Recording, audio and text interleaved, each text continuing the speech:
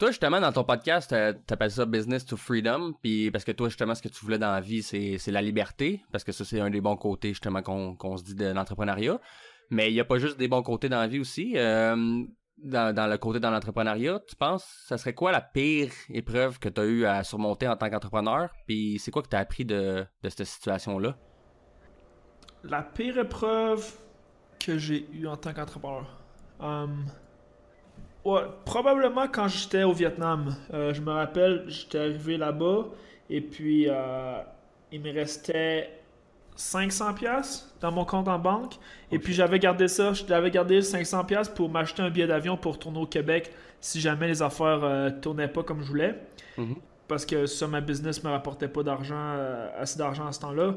Et puis j'avais décidé de prendre cet argent, ces derniers 500 pièces là pour payer mon loyer, puis rester là-bas, puis ça, juste continuer à essayer de faire fonctionner les choses là-bas. C'était comme c'était la partie la plus dure parce que justement, je voyais les gens autour de moi, ils voyageaient, tu sais, ils se promenaient, puis il y avait du fun. Moi, j'étais tout en maison, travailler, je pouvais pas avoir aucun temps libre parce que je n'avais pas les moyens. Et puis, mais tu sais, c'était dur, mais c'était aussi un choix facile. Tu sais, c'était aussi facile parce que je savais que si je retourne au Québec ou tu sais, au Canada, il faudrait que je me trouve une job. Puis là, je recommencerais à travailler pour quelqu'un. Puis c'était comme dans ma tête, il y avait aucun. C'était impossible. Tu sais, dans ma tête, c'était clair que c'est sûr que j'allais faire n'importe quoi pour pas que ça arrive dans le fond. Ouais, c'était pas une solution, là. Exactement. C'était sûr que tu voulais pas revenir, là. Exactement. Fait que, tu sais, c'était dur parce que justement, il fallait que je me prive de faire des choses que je voyais les autres autour de moi faisaient, mais en même temps, c'était facile parce que je savais que j'avais pas d'autre choix dans le fond. C'était comme.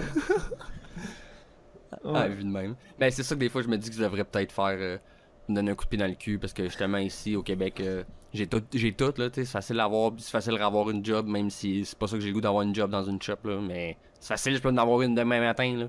Ouais. Fait que c'est pour ça que si je me donnais, si je voyageais justement, puis j'allais dans un endroit que je connais pas puis que j'ai pas de solution rapide sous la main, je pensais direct à ça tantôt, là, j'étais si je m'en vais dans une place puis qu'à un moment donné j'ai vraiment plus une scène puis que je veux manger puis je veux mettre du gaz, ben je vais me trouver un moyen de faire 20$ pour vrai, là. Exactement. Par nécessité. Ouais, exactement. Ouais. Parce que, ouais, c'est ça, le monde souvent me demande comment tu fais pour te motiver tu sais, à travailler parce que t'as pas de boss pis tout. Mais c'est souvent c'est par nécessité. Tu sais, des fois, t'as pas le choix, t'es en retard sur tes affaires, puis là, t'es là, puis là, t'es là, regarde, là, tu te fais le pire des scénarios dans ta tête, là, regarde, si je fais pas ça, ça va arriver, ça va arriver. Fait que tu te bottes le cul parce que t'as peur. Tu sais, t'es là. Parce que tu sais que tu veux pas retourner travailler. Tu sais, tu veux pas retourner pour la job. Fait que ça te pousse, puis ça te garde motivé, là. Ah, c'est clair. Tu penses qu'il y a une raison qui avait genre causé ça? T'avais-tu fait de quoi? Genre, t'avais-tu pas travaillé assez tôt, justement? T'avais-tu trop eu du fun au début au Vietnam, genre? Non, ben en fait, j'étais arrivé au Vietnam, je pense que j'avais 7000$ de côté. Puis Ok. ça, c'était comme mon runway, là. J'étais là, regarde, avec ça, je vais être capable de payer mon loyer pendant une couple de mois, pendant 6 mois, je m'étais dit. Mhm.